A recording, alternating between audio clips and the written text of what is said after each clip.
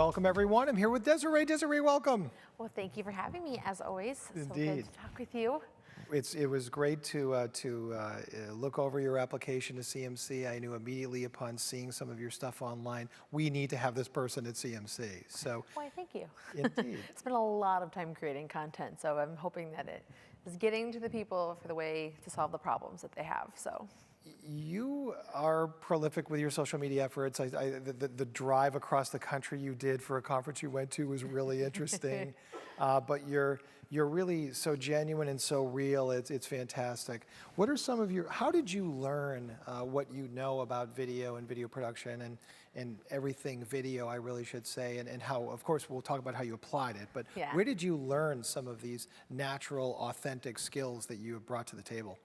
I think being an extrovert and just loving to be in front of people definitely is a big help for me when it comes to camera. It's actually sort of interesting because I usually do most of my filming where it's just like me and my camera. Like I'll be in my room, like I'm lucky if my dog is in there, like while we're recording the videos for my YouTube channel. But when I'm vlogging on the go, it's still pretty me. And I get a lot of like people who are always behind me like, what is that weird lady with the camera doing, right? But a lot of it I think is just studying. Like I spent a lot of time on YouTube really looking at like what creators of all varieties were doing and how they were telling their stories, whatever kind of story it was they wanted to tell, whether it was something really theatric and film oriented like what Swoop does, or whether it's something like I'm just talking with the camera, something like how Nick Nimmin or Amy Landino does, you know, how I can add vlogging in, sort of like how the Vlog Brothers do it, or even, again, Amy Landino herself, she's someone that I admire a lot with what she's doing with video, and it's like, okay, but the best way to learn to do something after you study is you have to do it and figure out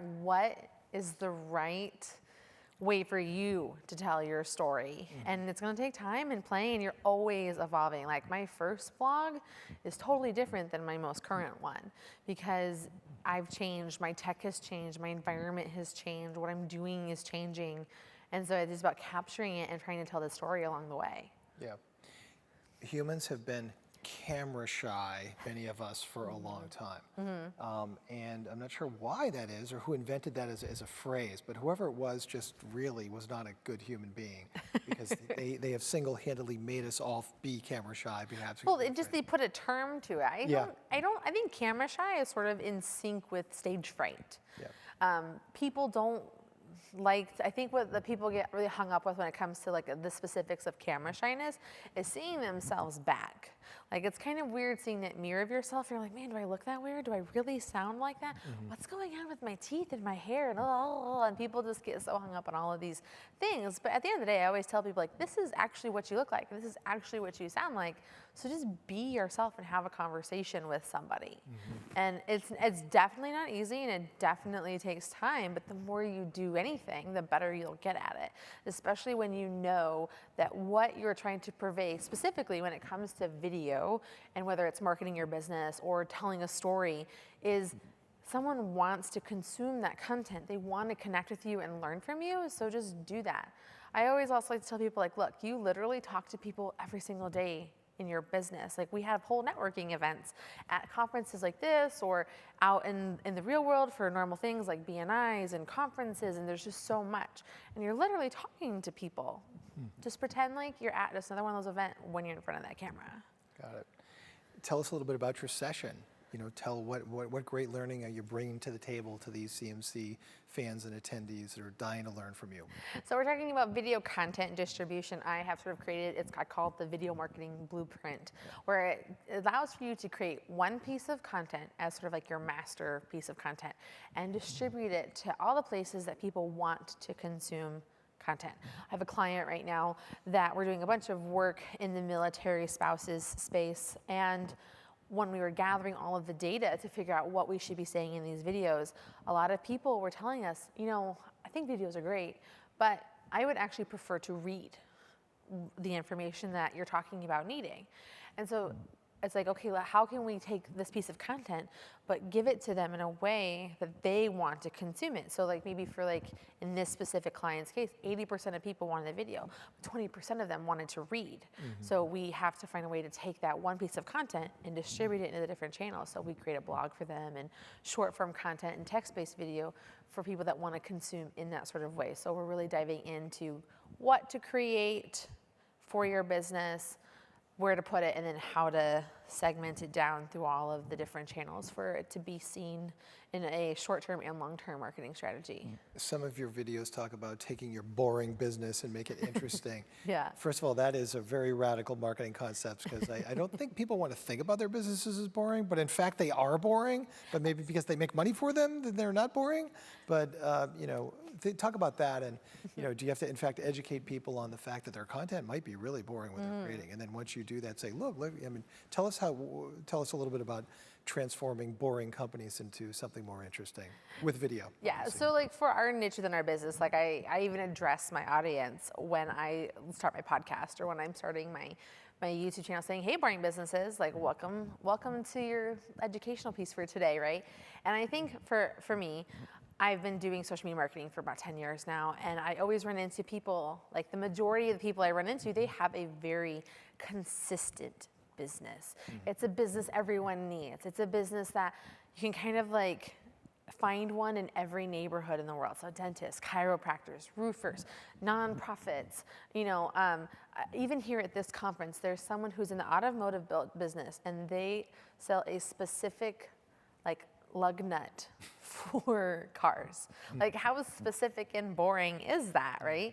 So it's about finding a way to share the information, and we dive into search-based video marketing. So it's like, okay, how are people coming to you? They're probably going to the internet to search for something specific. Like, I need a dentist with this insurance. I might have a pain in my back. I need this specific part for my tires. I need a lug nut. I need a lug nut, right? And so if you can show up for this search based on what people are doing, they're gonna find you because they have a problem and you're going to be that solution. And people are going to learn 1,000 times more about you, what your business is about, and feel more comfortable giving you their business because of you're representing yourself through that video. So how I help boring businesses is teaching them, like, look, you got to use video. You have to be on social. Here's how you do it. And here are a lot of ideas that you could do to tap into things that maybe aren't so boring. Like, one of my favorite content things that anybody can do. Yeah. We have drums here too, by the way. Yeah, right? Is Star Wars Day. Star Wars Day is my favorite day for businesses to participate in it. It's May 4th. May the 4th be with you, right? And so many businesses can tap into this so easily by taking, Star Wars is just so like universal, I think, at this time, that anyone can have like the dark side, the light side, a Chewbacca joke, a R2-D2 joke, a Skywalker joke, like the Force, the whole thing. So every business can use Star Wars Day as a way to create a fun piece of content that isn't boring for their boring business. Right, got it, got it. That's a great tip, a great tactic that people could take on. Is your focus when you're trying to help students and or whoever it is to toss out these nuggets and these tactics and just get their brain spinning and open their mind to possibility? Yeah, let's answer that question first. I have about 17 more, and just kidding. No, it's fine. I will answer all 17. I think that, again, people are coming to me usually for a specific purpose. Again, just like I teach my clients to have search-based video content, I also have search-based video content. In fact, my highest searched video that I rank for is how to create a Facebook page 2019. And so it's a tutorial on how to create a Facebook business page. So usually people that are coming into my video sphere are coming for a solution. Well, I have gotten clients from that because they're like, I still can't figure this out, or I just don't have time to do this, or I didn't realize that there was so much more than just hitting create, right? And so like that's how sort of that sphere is. But one of the other things that people do find me through isn't just tutorials and how-tos, it's content ideas. I love content ideas. I feel like it's creative and fun. And so I'll have like monthly themed contents, ideas on how you can use Star Wars Day to grow your business. I talk about military content. I talk about all these different things. And so it's like, oh, I didn't think about that, because we get so wrapped up in our day-to-day that when people are planning their monthly content, at least if they should be, at the very minimum, they usually are searching for ideas, and I just provide, hopefully, a platform for them to figure that out. Got it. Let's talk about production. Where do you think, what do you recommend your clients use to produce video? I mean, Cell phones, more elaborate, lighting? any marketer. Any tips, any advice? Yeah, any marketer will tell you the best camera to use is the one that you have. Literally, all of us have a camera in our pocket right now. Like, we took a selfie before we recorded. Like, I've got a camera to have these conversations. In fact, my first year of vlogging when I was starting my YouTube channel, I was actually fortunate enough to be living in Korea at the time. I did a monthly vlog, and I recorded all of my videos with my cell phone. But I think that in order for a lot of people, I think, to feel comfortable and really break down their barriers of comfort with camera, I think they have to kind of feel like they're in a video space, that the camera they have is going to give them the best look for what they're trying to accomplish. Like, I look as good as I can, I'm well lit, I've got, with women, it's usually makeup and hair done, that kind of a thing. So I believe in creating a place in wherever you work that you can just sit down and create videos in. Owen Video likes to call it a video creation station. So it's a corner in your office or a room in your house or something where you can always have your set, like your background set up, you have your lights where they're supposed to go, your camera. So all you have to do is sit down and hit record. And I think if people can get past the barrier of the tech and people can get past the barrier of the inconvenience of it, they kind of are running out of excuses for it. So if you set yourself up for success with video, you can do that. What I currently record with for all of my stuff is I use a Canon M50. I bought the creator kit because it comes with a battery and a mic. I also invested in some lights and a tripod, like an adjustable tripod, a 72-inch one. Green And that's screen? what I use. No green screen? Nope, I set up an office in my bedroom, actually the corner of my bedroom, that has, like, I put a lot of thought into it. And it's so funny, people always laugh because I have like a brick wall behind me.